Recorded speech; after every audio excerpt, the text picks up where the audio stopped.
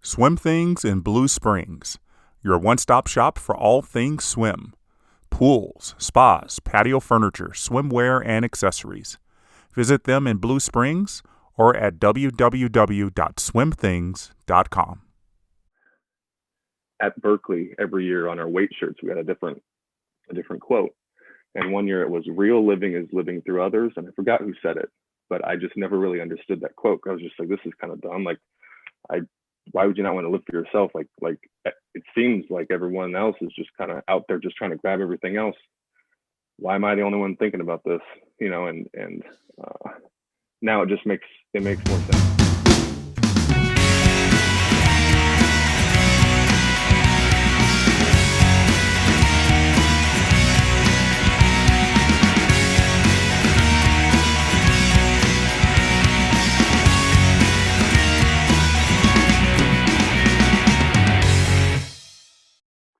Hello, everyone. Welcome to today's episode of The Journey.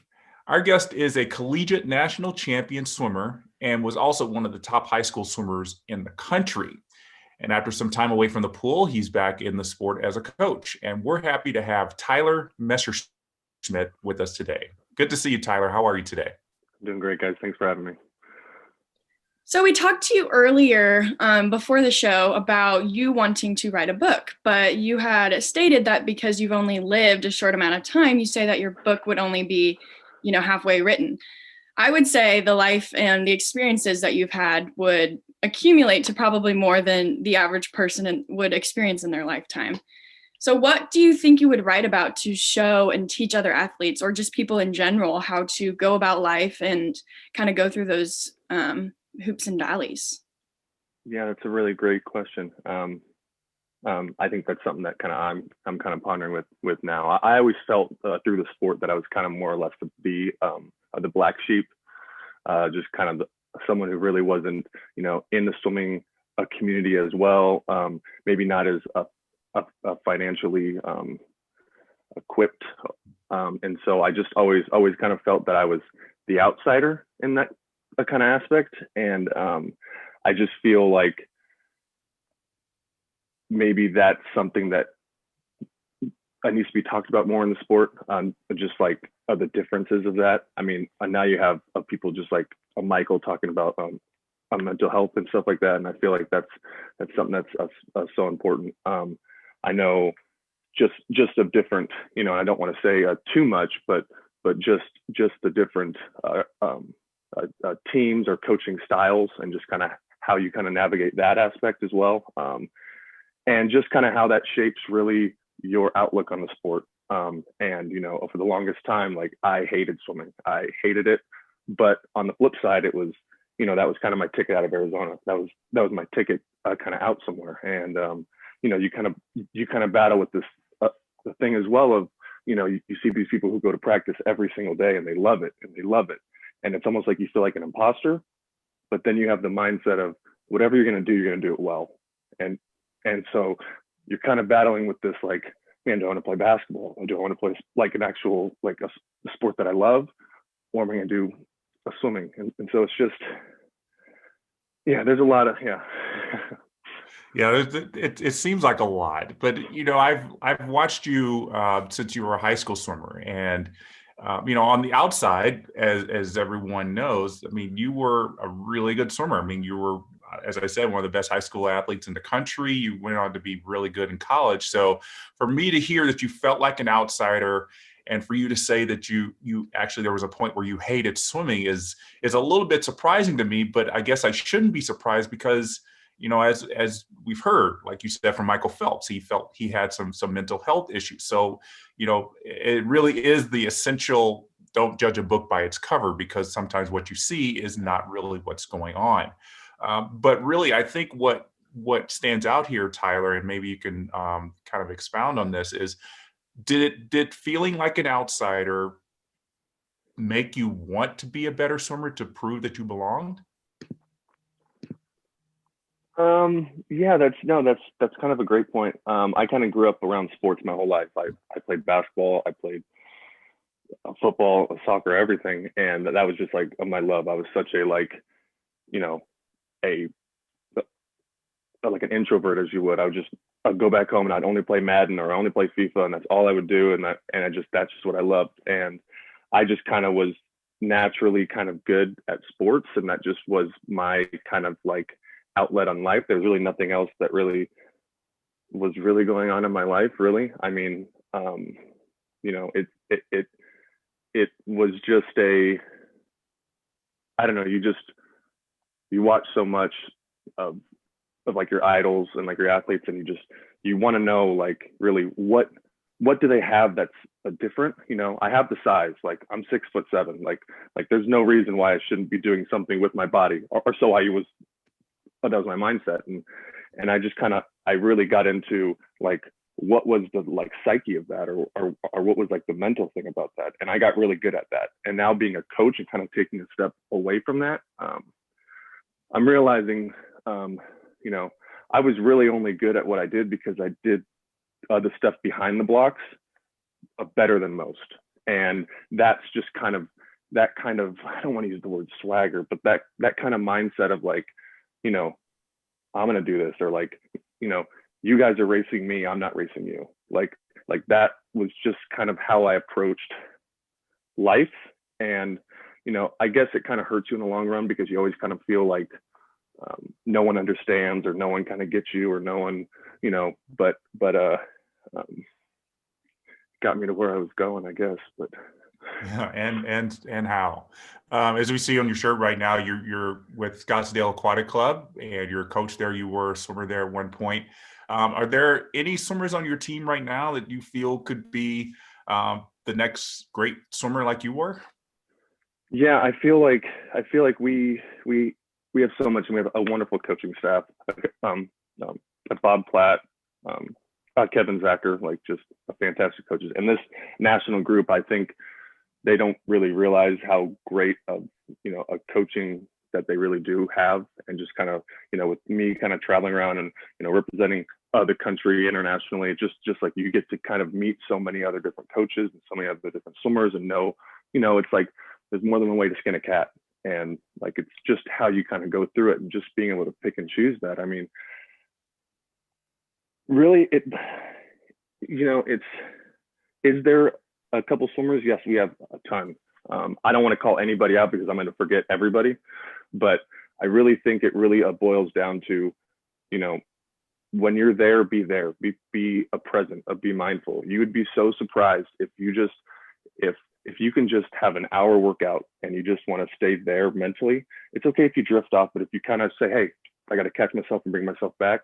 People don't do that, and people aren't really a present in what they're doing. They're just doing, you know, a 10-100s all out, and that's just, you know, why are you doing that? I grew up doing that. I grew up we do almost 18 grand a day, and I absolutely hated that, you know. And then I went to Cal, and I saw that other side of swimming, where it's like, you know, some practices we're just doing 15-meter sprints, and you know, and being a sprinter, I was just like, whoa, this is such a cool different way to think about it. It's like, let's do it once and let's do it right, better than like, let's do it 10 times, you know, half, yeah. And so yeah, we have a ton. And I think, like, as being a coach, I just think like, I just want to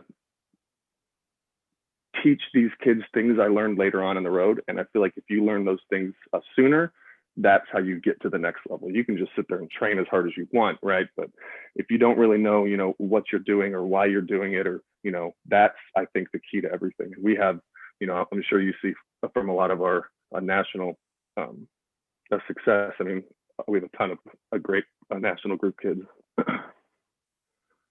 Well, like Jeff said, you obviously are coaching now, but if you weren't coaching or were a coach right now, what do you think would be the ideal full-time job career for you? I don't know. I feel like I'm still supposed to do something with my body. I mean, after I retired, I kind of just went into like a big kind of a depression, like where I didn't work out for the past 4 years or 5 years. And, you know, this past 8 or 9 weeks, I just kind of got back in the gym, and I'm just kind of learning like to just ease my mind. But I love the fact of being able to work with my hands. And it's, I was bartending for a while and I loved it only because I could just think on the fly and I can do things and I can operate like this. And it's kind of the same thing being a coach. I could talk to somebody while listening to somebody while taking splits for somebody else. And it's nice. Just, yeah. So staying busy all the time. That's how right. I think I operate as well. But like you said before, you hated swimming. You didn't like it at all. And I'm sure with the experiences you had, both good and bad, what made you decide, I want to coach, I have to coach these kids? More or less coaching, you competed at the collegiate level. Right. Well, I was with my ex-partner, and she was like, you know, I was doing the whole bartending thing, and I was, staying up until 4 a.m., and one day she was just like, hey, I can't keep up with you. Like, why are you not doing something else? Like you have so much knowledge of this. Like, why aren't you helping out that group? And I just kind of sat there and I talked and just kind of thought about it a while. And, my thing is I never want a kid to feel the way that I felt.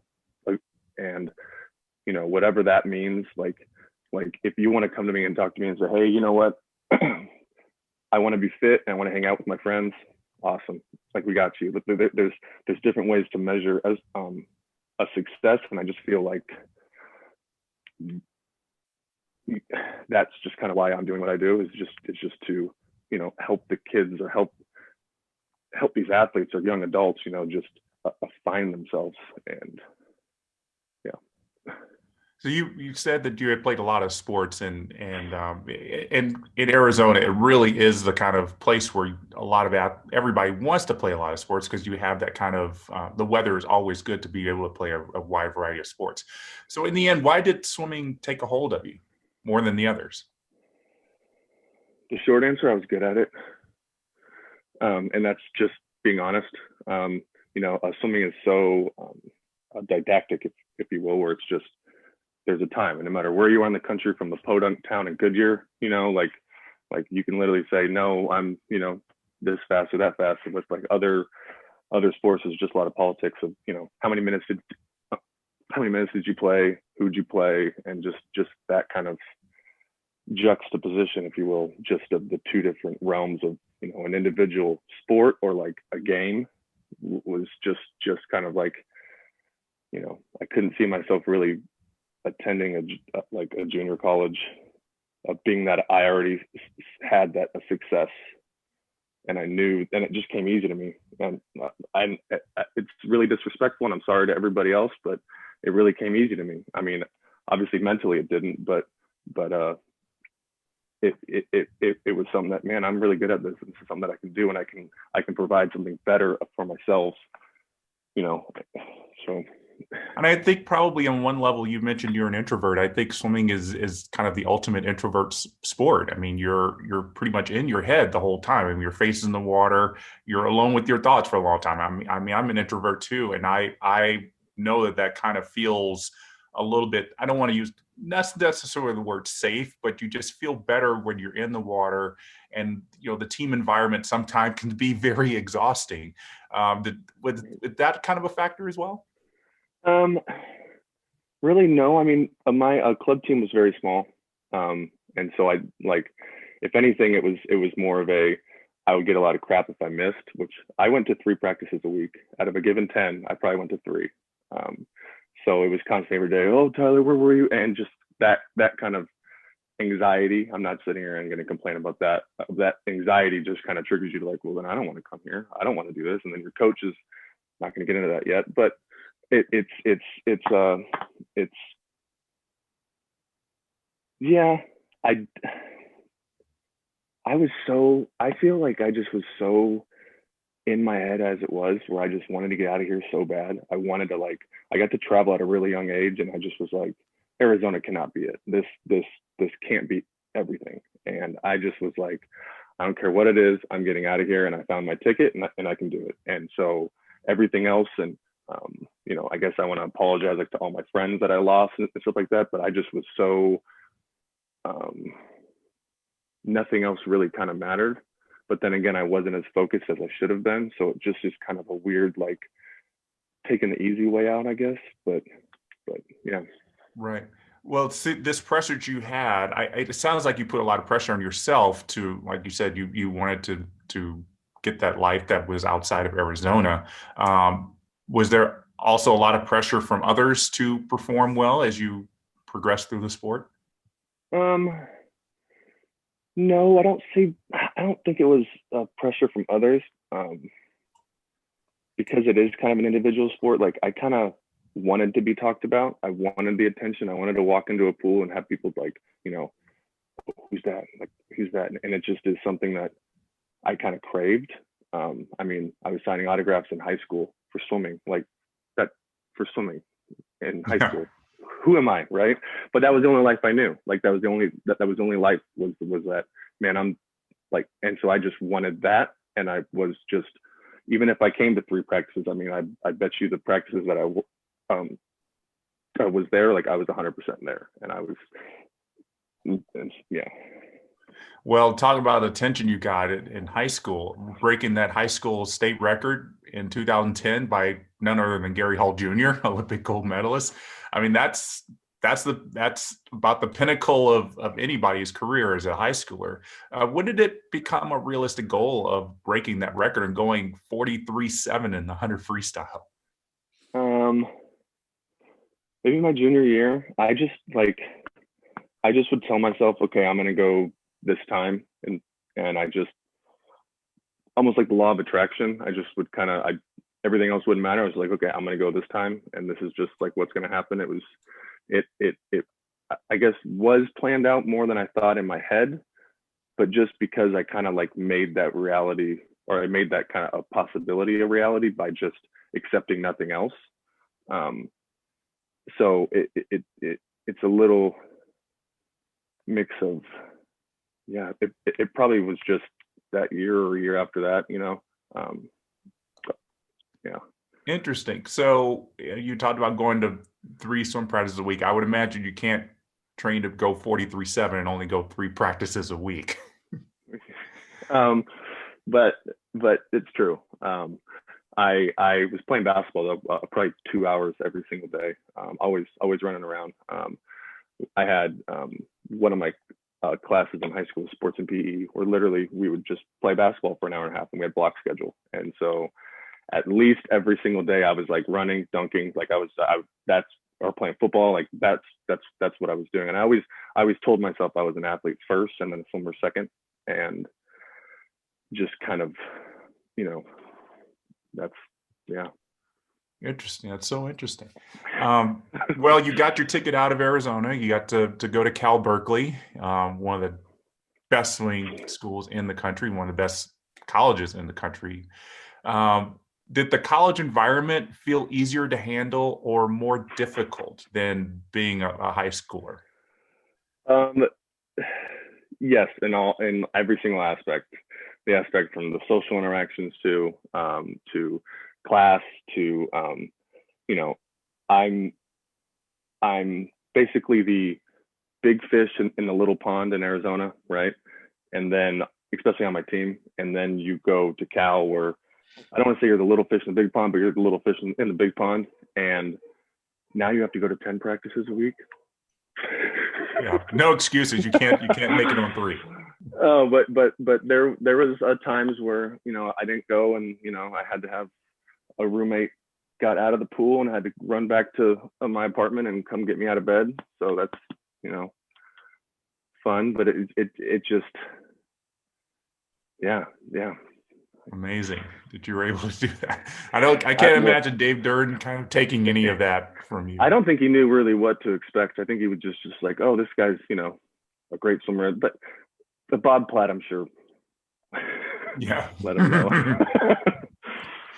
So, I mean, it all paid off. I cannot believe it. And I was actually there in Federal Way when you guys did this. You won the 200 free relay at your first NCAA's, your first collegiate championship final. And correct me if I'm wrong, you were in lane 8, correct? Yeah, we were in lane 8. It was actually 3 freshmen and a sophomore: Shane Fleming, Seth Stubblefield, and Fabio Gimondi.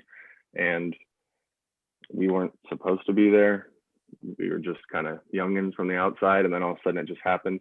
Albeit it was a slow year, don't get me wrong, but that, like, having that be your first experience in the big show was just kind of, cool. And I tell my kids now, even the ones that are good, or even the ones who, maybe don't like swimming as much, those are the kids that, I really kind of want to touch to as well. I'm like, hey, if it wasn't for college swimming, like, if it wasn't for like the NCAA national championship, like, I would not be a swimming. Like, I would have quit.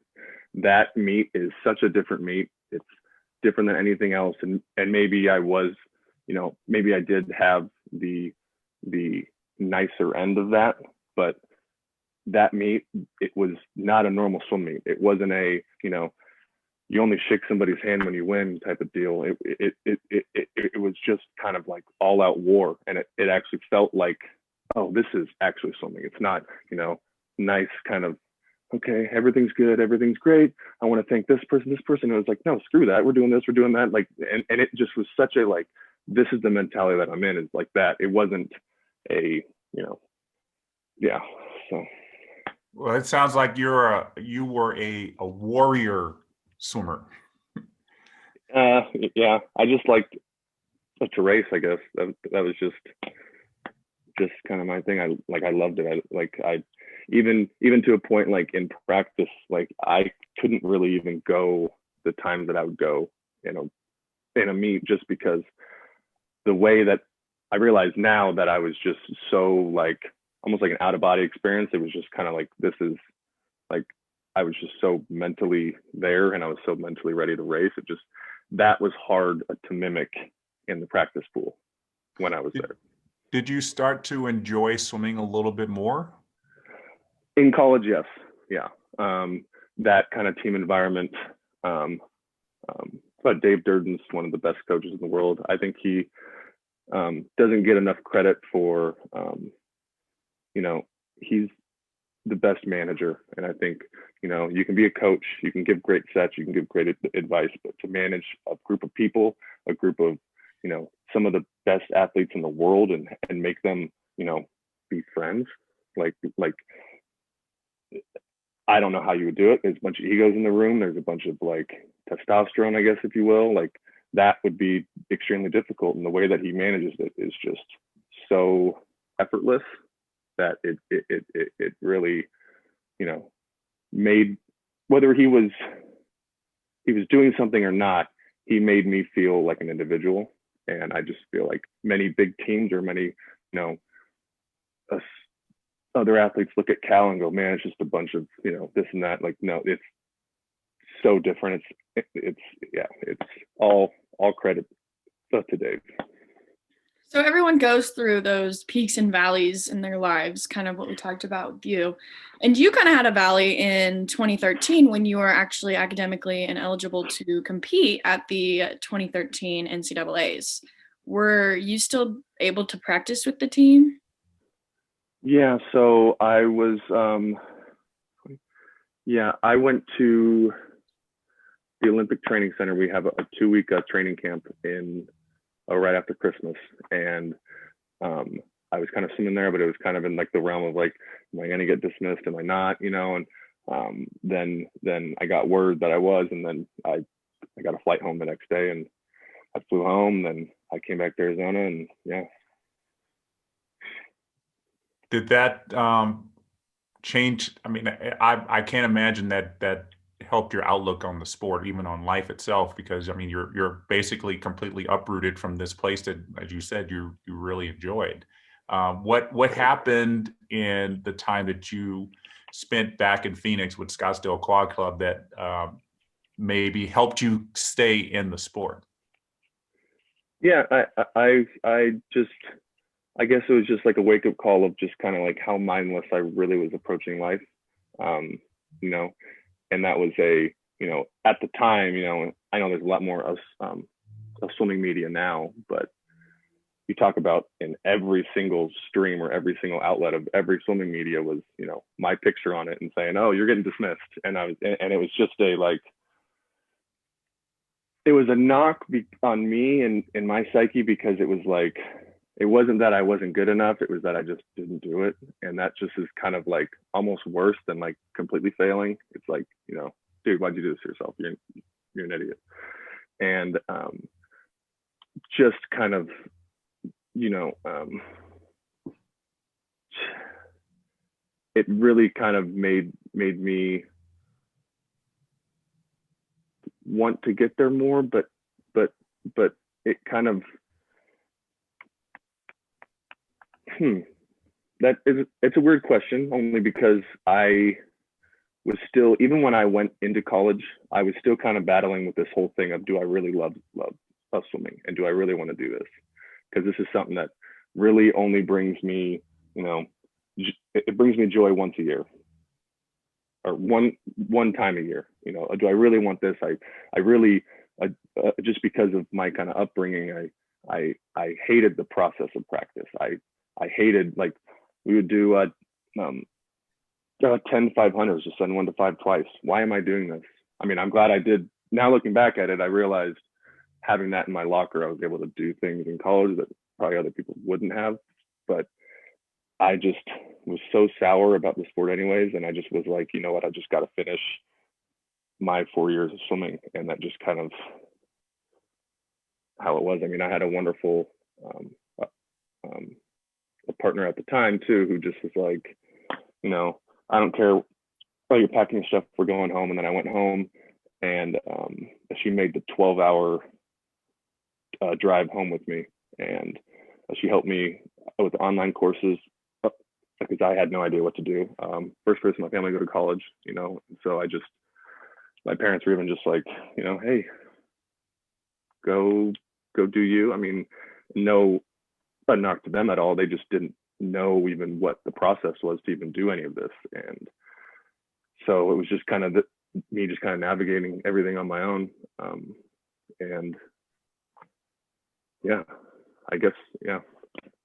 Was there a point, well, we just restate this. When I heard about your academic ineligibility, I kind of felt, oh, that's it. Tyler's going to give up on the sport. That's it. Because the road back to getting back to college swimming is very tough. It can be very tough, especially when I read that you were going back to Phoenix. It was like, okay, he's going to be done with the sport. He's going to move on with his life. And then all of a sudden you're back in it. You were racing and swimming very fast. Was there ever really a point where you said, when you found out you're academically ineligible, that's it, no more swimming, maybe I'll get a college degree, but I can't do this sport anymore? If anything, it was the opposite. It was I'm going to finish my swimming somewhere else, like even just kind of, you know, swim club for a little bit and just see what happens there. School was never really something that I learned how to do, and I struggled with it my entire life. I didn't know how to study. I didn't know how to do it. I was really good at talking to people, and I would do my homework assignments as the teachers collecting it, and I just didn't really. I had a 2.5 GPA in high school, not because I couldn't do it, because I just couldn't sit still. I couldn't do my work. I just didn't I did it completely wrong. Like, don't ever do what I did. I did it so wrong, and I wish I would have took the school way more serious, and it would have helped out so much in life. Only because when I went into college, I was so far behind everybody. And then at Berkeley, like, it has the name for a reason, and it was just extremely hard to navigate it. But yeah. Well, obviously it worked out. You got to go back to Cal, and then the big reward is you got to go back and help them win the NCAA team title, which obviously is every college swimmer's goal. After that feeling of being able to stand on that podium, hold that team championship trophy, was it still the kind of mindset of, I'm just going to get through this sport and just finish it out, or did things change?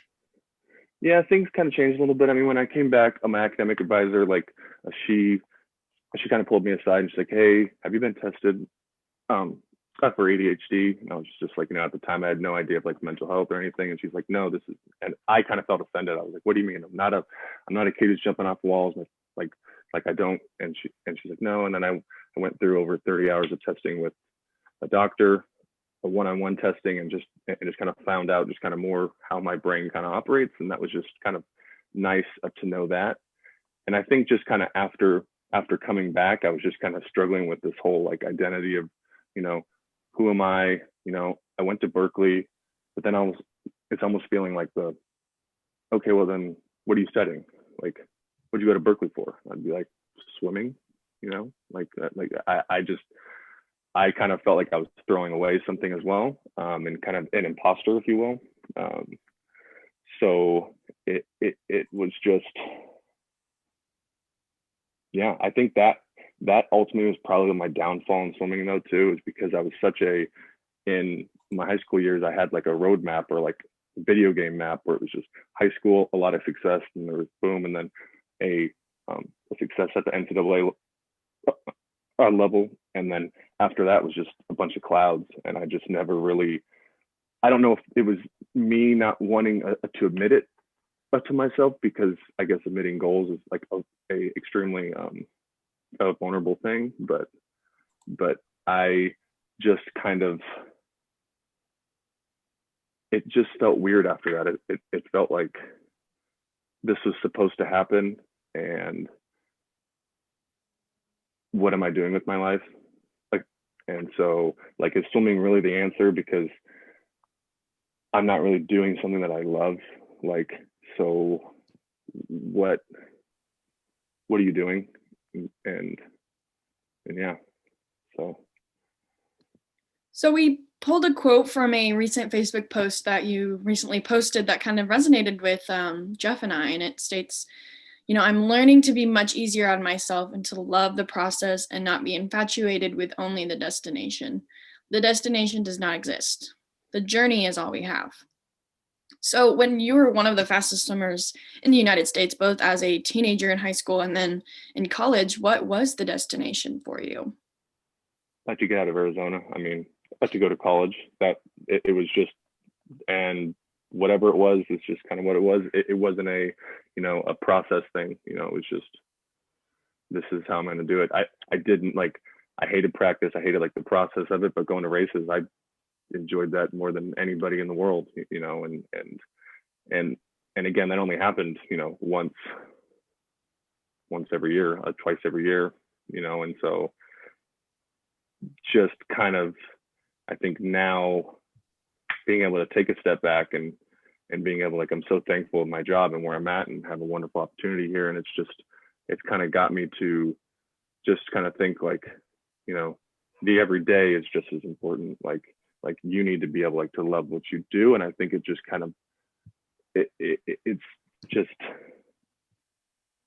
yeah, I don't know how to explain it, but it's like, for the first time, like, I guess kind of backtrack, it's how I got okay with kind of retiring, or how I came to terms with that was, no matter how good I could have been as a swimmer, I am going to be a better mentor, a better coach than I could have ever been. And so that's just kind of how I got to peace with that. And, you know, I guess if you were to, like, really know me, you would never guess that I'd be on the pool deck again, but only because of all my kind of hatred of the sport. But now it's kind of turned into this, like, love in this process, and seeing the other side of it is just kind of really eye-opening into life, and just kind of how life kind of really is supposed to be. You know, I was just such an all or nothing type of person, and now it's just kind of made me enjoy the, you know, like, I get to yell at kids if they miss a day. What? And so that just is like, I'm getting mad at you because you missed practice. Like, okay, but it's just, yeah, I love it. I absolutely love it. And I feel like this was what I was supposed to do. And so it's just, yeah. So it seems like now you're not just loving what you do. I think there's also a degree of this, and this is something that myself, everybody does in their 20s, is you start to understand who you are as a person. You start to understand your own, be comfortable in your own skin. I think you may have started to even feel feel more, understand more about who you are as a person and what your role in this life is. Is that an accurate statement? Yeah, I think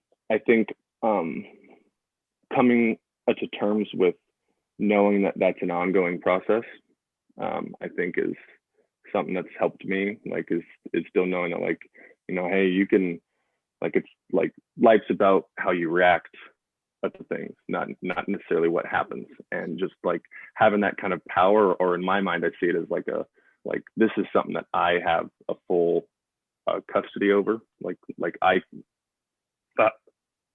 yeah, it's like a freeing kind of thing, where before it was just, I just felt almost like you're just tied in the lanes, or tied in, well, you're tied on the blocks, or tied in a race, and there's nothing else you couldn't do. It was, yeah. Well, something else that kind of goes along the lines of not judging a book by its cover is something else that I saw from your social media, is that you suffer from addiction and substance abuse. Again, looking at you, Tyler, now and when you're a swimmer, you just don't know that kind of thing is troubling a lot of people. And I know you definitely were not the only one, and you're not the only athlete out there that deals with these kinds of things. I was hoping you kind of maybe help viewers out there who are dealing with this same thing, and talk about the beginnings of that addiction, and even how you may have started to maybe come to grips with it. Yeah, I mean, I don't want to get too far into it, just because of, I kind of given everything now, but I think it was a lot of this is, like, your identity's gone once you're done with swimming. And then I think the way that it ended too, for me, it's just like you kind of are done. I mean, my senior year of college, January going into my senior year, I had a nerve palsy in my C2 and C4 vertebrae. That happened from stress. I was sitting like this on a computer, and I couldn't lift my hand above my eyes. And I didn't take a full stroke until January. I remember I barely missed a qualifying for NCAA's in March, but I went for a relay, and it just kind of felt like, what is this? What am I doing? Why is this? And then after that, it was just like, I got a job at Bedmo, and I was just kind of working there, and I was like, why am I working at Bedmo? You don't ever want to say this out loud, but it's like you go to some place and you're just like, do you know who I am? And that's such a terrible thing to think about, but that's how I was. Like, I got to go and be like the championed racehorse everywhere I went, and now I'm bagging groceries, and it's like I'm better than this, but then what the hell am I doing? Like what did I do? Was swimming even really worth it? Was life worth it? And it just kind of, trying to navigate that. I mean, just to kind of be a normal person, or now how other people operate is well, now you have all this free time, like, do something you want to do. But I look at it as, I was only as good as I was because I spent my whole life doing it.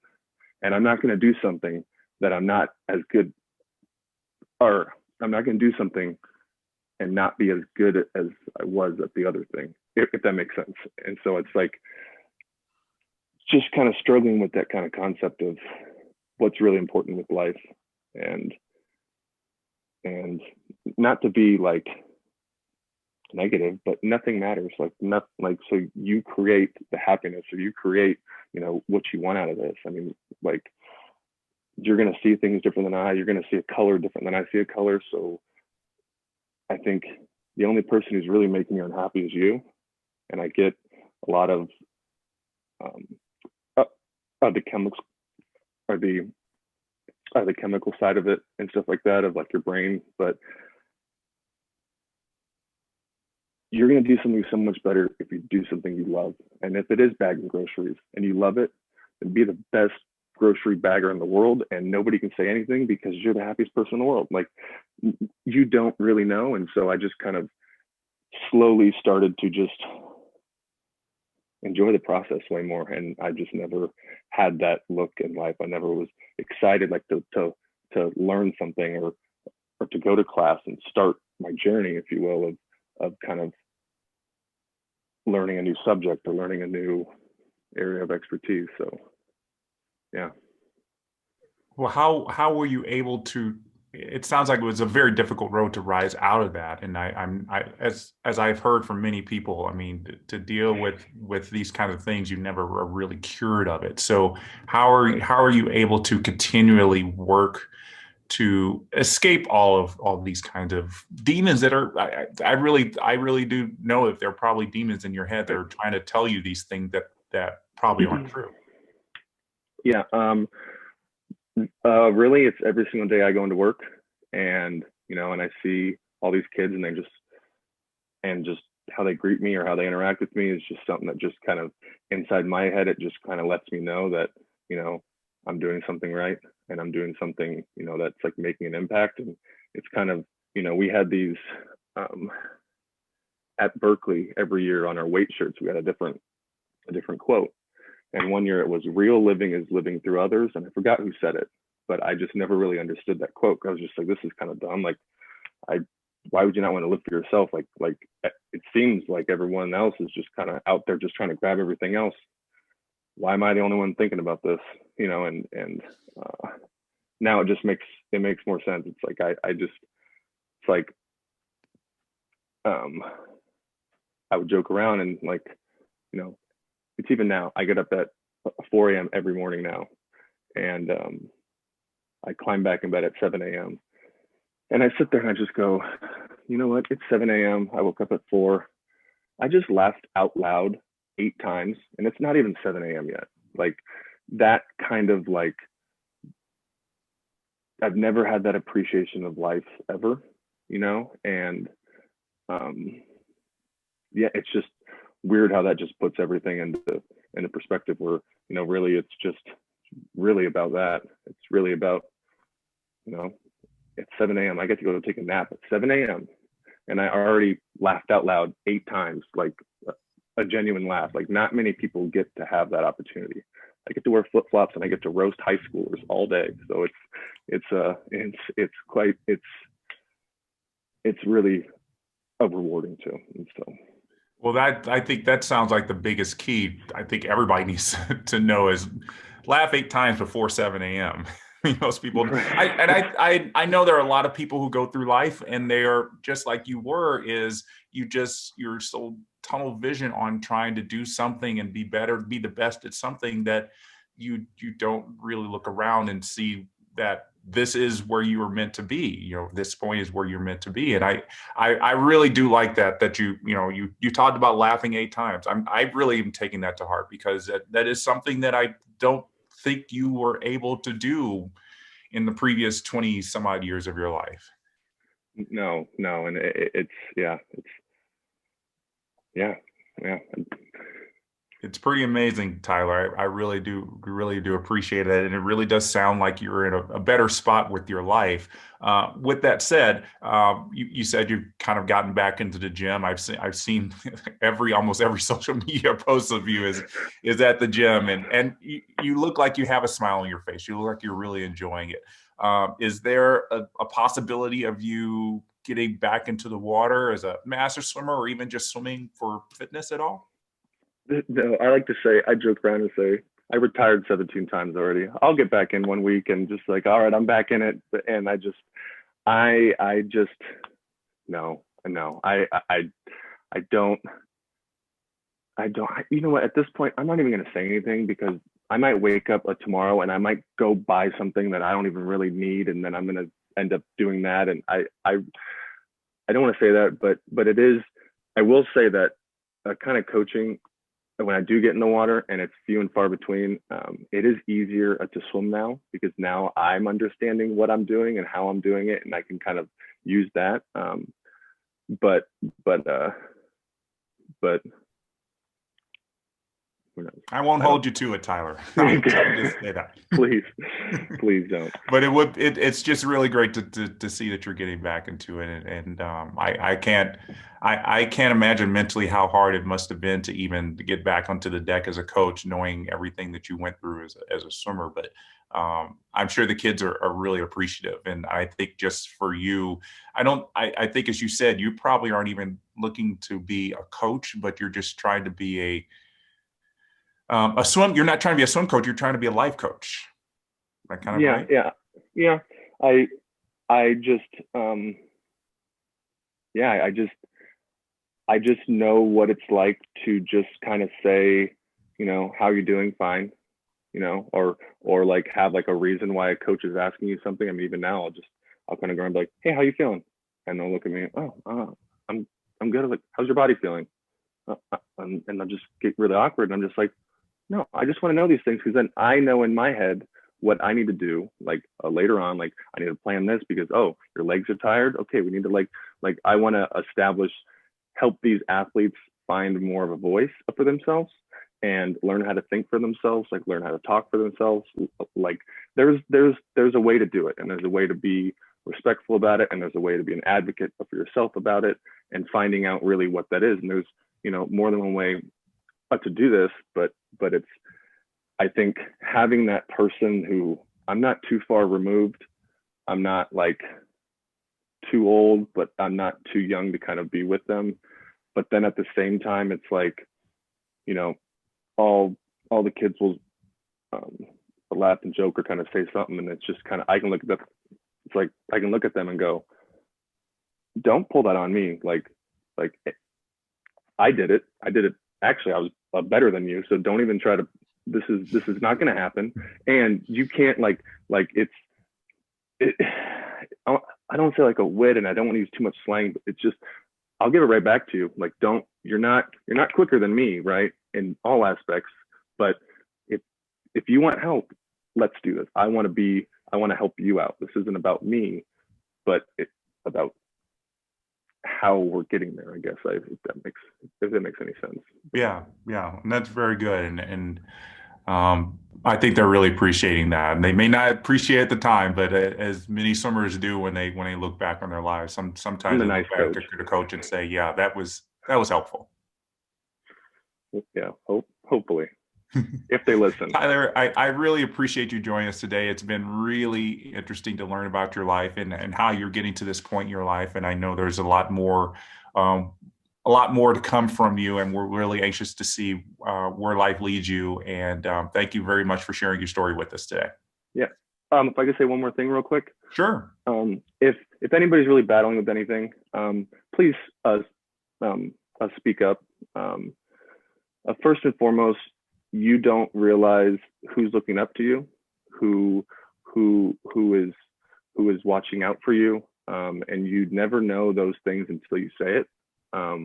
And you aren't alone in that as well.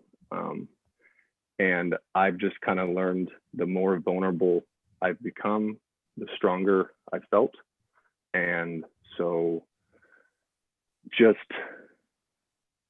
be you. And I think that you'll find out that either somebody's already seen that all along, or B, they will fall in love with you even more. And so so just take care of yourself. Well, you took most of the words right out of my mouth. I was going to close the show that way. Make sure that everybody really knows that there is someone out there advocating for you, because there always is, and they may not be easy to find, but they're out there. And so, Tyler, you're definitely one of those people. So thank you for being that advocate and being that voice for them. All right, everybody. So as we always say, as Tyler has really exemplified here, it's not just about the destination, it's about the journey. We'll see you next time.